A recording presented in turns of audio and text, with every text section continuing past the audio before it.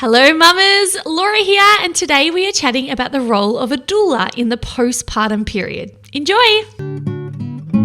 Hey mama, I'm sending you wonderful pregnancy vibes. It's time for you to guide you through. Let's take some time for you. It's Pregnancy with Physio Laura. Hello mamas, and welcome back to the Pregnancy with Physio Laura podcast. Today we are kicking off the second episode in this Yoga and Doula series, delving into the role of a postpartum doula and how they can help to support you after birth. Now, this is episode 2 of a 5-part Yoga and Doula series with the beautiful doula and yoga and meditation teacher, Louise Maguire. As you know, I have also hired a doula for my third pregnancy, and I cannot wait to experience the support she'll offer after birth. I'm talking home-cooked meals, the option to chat and debrief my birth if I feel ready to, and God, this just sounds so exciting to me. And if you haven't already listened to the first episode in this series, please make sure you go back and have a listen, because we do discuss the role of the doula in pregnancy and birth, so it is a good precursor to today's postpartum episode. There is so much amazing content coming up in this Yoga and Doula series, so if you haven't already, be sure to subscribe to the Pregnancy with Physio Laura podcast so you don't miss out. In this Yoga and Doula series, we'll be chatting about the current issues with fear around childbirth, how yoga and meditation can help you during pregnancy, how to practice more mindfulness during pregnancy, and ways in which we can connect more with our baby in utero. We also have a bonus 6-minute meditation exclusively available to members inside the Pregnancy Posse, where Louise talks us through a beautiful pregnancy meditation that you can use at any stage throughout your journey. Now, this entire podcast series and all our other podcast series, along with all exclusive member-only content, is all live right now inside the Pregnancy Posse. So if you'd love to access all the bonus material and listen to or watch this entire series right now, rather than waiting for future episodes to come out, please do go check out the Pregnancy Posse. I have taken my years of experience helping pregnant and postnatal women as a women's health physiotherapist and turned it into an easy-to-understand online program. So when you join the Pregnancy Posse, I will guide you week by week throughout your pregnancy with safe weekly workouts tailored to your specific week of pregnancy. I also do a weekly Q&A session where I answer every single question from my wonderful members so that you don't have to go Googling your symptoms. And there is also a beautiful community forum where Posse members all support each other, along with a beautifully big, extensive resources library, which educates you on all things to do with pregnancy, birth, and beyond. Now, I would love to help you have a healthy, active, pain-free pregnancy. So just head over to thepregnancyposse.com to see what the Pregnancy Posse is all about and to trial it for 7 days. Now, let's get into episode 2 of our 5-part Yoga and Doula series. You are going to love today's chat with Louise about postpartum doula support. Enjoy. And so what does your postpartum support look like? What would that, I know again, it's going to be different for every person, but just generally speaking, what could someone expect for a postpartum doula? Yeah, sure. So, oftentimes, even if the birth went pretty swimmingly, but, I guess it's good to know that there nearly always is an unexpected turn in birth. And so it's always, a really nice thing to just debrief your birth with somebody who really understands birth and who's trained to listen and debrief that and give that support. So definitely that is a huge thing. And yeah, to just really make sure you're really well nourished, and it's not just about surviving, it's about thriving and about really trying to enjoy that experience as much as you can. So again, it can look like anything. It might be helping out with some breastfeeding tips, or maybe even referring on to some other people that I know if there's something that they're particularly struggling with. Again, it might be more to do with the physical or mental recovery. For example, if something happens, I'm trying to think of an example. Maybe they had a tear or an episiotomy, and we can give some more holistic treatment therapies for that. I don't know if you've heard of yoni steaming. I have heard of it. I'm not very familiar with the ins and outs of it though. Yeah. So I'm absolutely loving it. So it's basically just about getting some really nice nourishing herbs steaming them in a pot, and you basically sit over it with no underwear on, and let all those nourishing herbs and that steam really help to heal the perineum and the vagina after everything it has been through. And it's really, really beautiful way. It's a really traditional practice, and it's just a really, really beautiful way of, really honoring your body and what it's done, and helping it to recover. Yeah, and then of course it might be even just that mom is just really exhausted, which is pretty much a lot of the time. And it might be just about helping her get settled in bed while I pop the baby in a baby carrier and help out around the house, maybe making a really wholesome meal that they can use throughout the week. And it's just those little things that when you're so exhausted and everything is so new, those little things can be pretty overwhelming, if you think about the last time, whatever it be, maybe it was your last baby, or maybe it was something else that happened in your life and you were just absolutely exhausted and shattered. And that's the time when you just really want someone to come in and, put a load of washing on, maybe hold your baby and give you a gorgeous, nourishing meal, so you don't have to worry about that, because there's only so much Uber Eats you can have anyway before you start feeling really over it and you just want a home cooked meal. I agree. And again, it's that energetic thing. So it might be even just, helping them to kind of lift their energy up again, reminding them to, get out in the fresh air and do something fun. It's those first few weeks or months of after having a baby, I think a lot of the time you can kind of forget about having fun. And it doesn't have to be something huge, but like it might even just be putting on a great song and dancing for one song, and that is so much fun, and it it really uplifts you.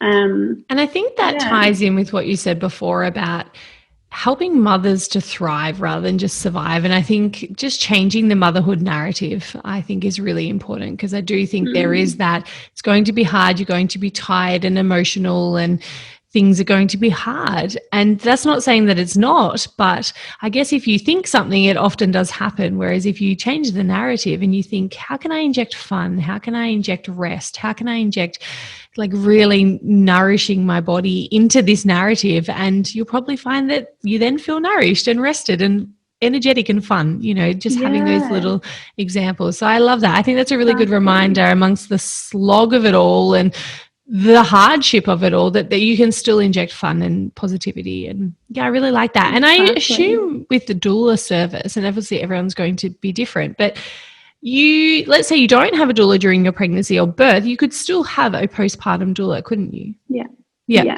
And when it comes to, say, a C-section birth, you could still have a doula throughout that whole process. Yeah, absolutely. There's still, just because you might be having a surgical birth or a C-section birth, it doesn't mean that all of your choices are taken away at all by any means. And actually, it's really important, probably more so because a lot of the time you do feel like people do feel like that, but a lot of the time, it's even more important with those kind of births to really make some decisions and bring in some things that you would really like. Like I said, it could be playing some music during the birth, or, having a photographer there, not during COVID times. Or, there's the maternal assisted cesarean, where you can pull down the drapes and pull your baby out yourself. I know that's not for everyone, but it is for some people, and that's again a choice that you get to make, so you feel empowered and it's not as traumatic or stressful.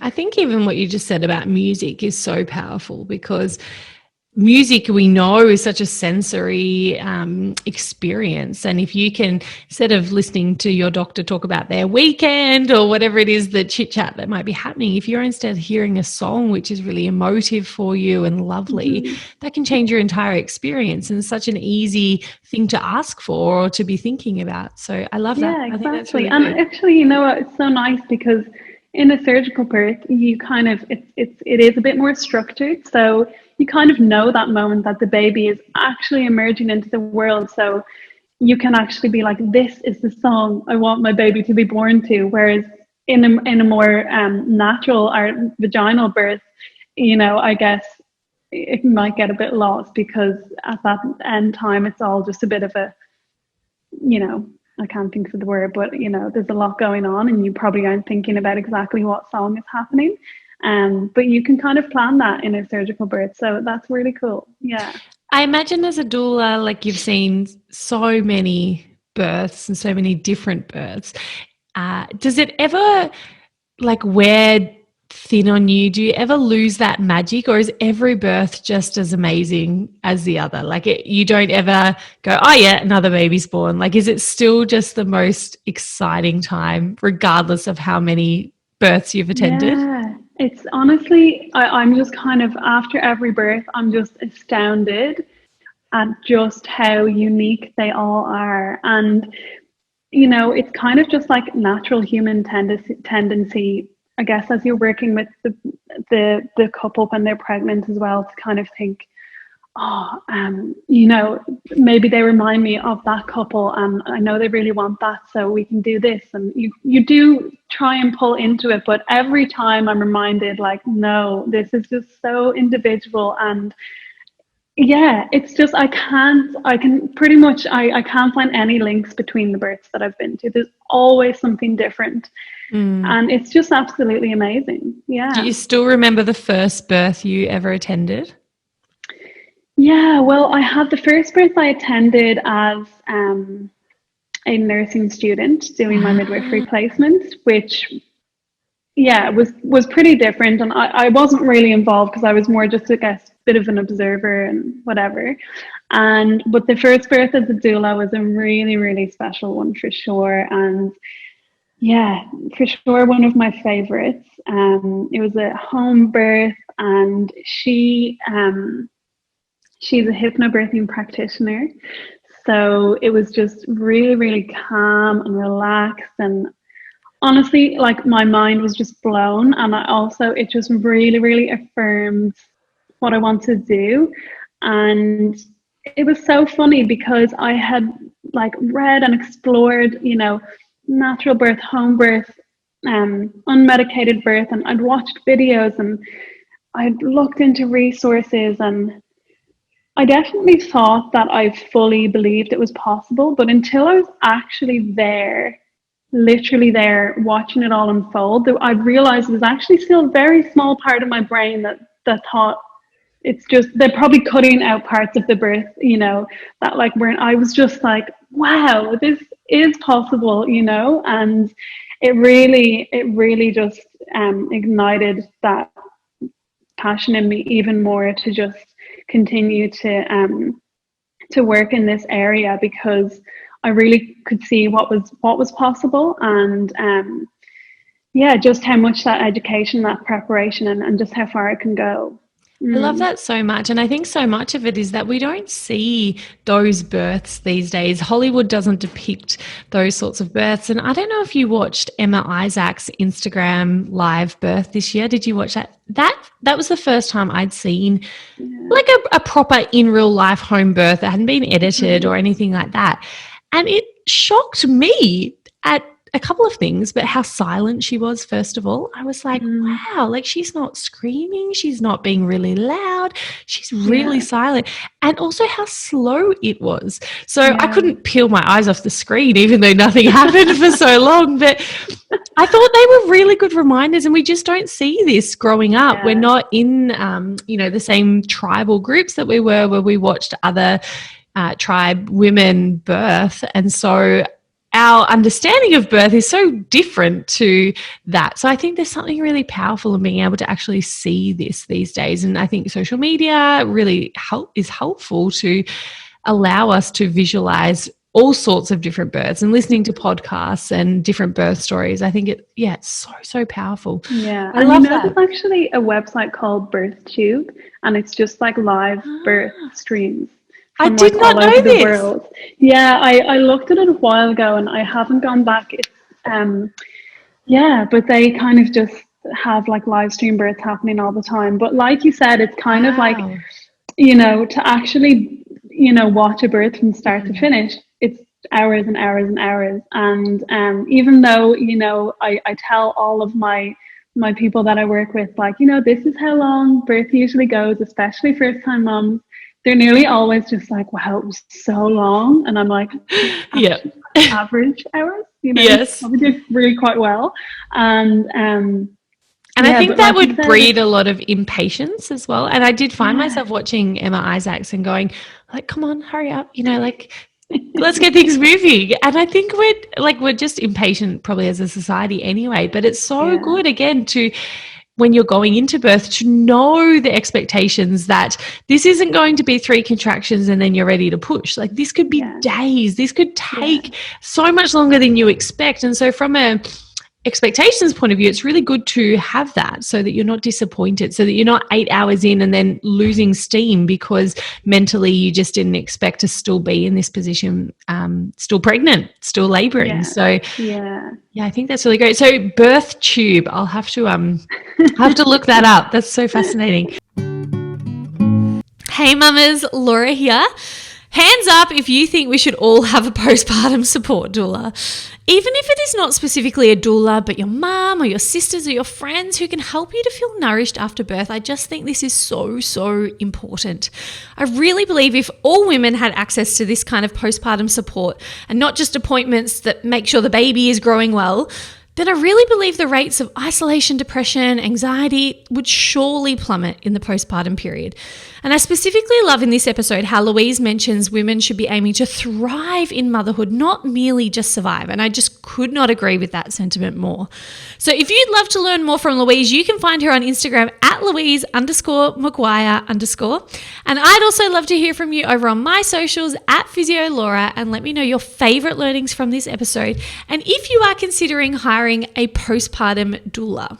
In the next few episodes of this Yoga and Doula series, we will be chatting with Louise about the current issues with fear around childbirth, how yoga and meditation can help you during pregnancy, how to practice more mindfulness in your everyday life, and ways in which we can connect more with our babies in utero. If you haven't already, just subscribe to the Pregnancy with PhysioLaura podcast so you don't miss our upcoming episodes in this wonderful series. And if you love today's episode and you want to dive right into the next 3 episodes in this Yoga and Doula series, you can find this entire series along with all our other podcast series live right now inside the Pregnancy Posse. For most series of the podcast, we do record exclusive bonus content for Pregnancy Posse members only. Now, in this bonus member-only episode for this Yoga and Doula series, Louise guides us through a beautiful 6-minute meditation to help you connect with yourself and your baby. Inside the Pregnancy Posse, you'll also find weekly guided pregnancy workouts, an extensive resources library on things like birth preparation, pelvic floor exercises, and managing pelvic pain, plus a wonderful community forum and weekly Q&A sessions with me. Now, I would love to help you have a wonderful pregnancy, birth, and postnatal experience, so just visit thepregnancyposse.com to see what the Pregnancy Posse is all about and to trial it for 7 days. Now, I will catch you soon for episode 3 in this 5-part Yoga and Doula series, where we'll be chatting about why so many women are fearful of childbirth and how fear can affect us during pregnancy and birth. But until then, mamas, sending you wonderful pregnancy vibes and enjoy the incredible journey that is pregnancy.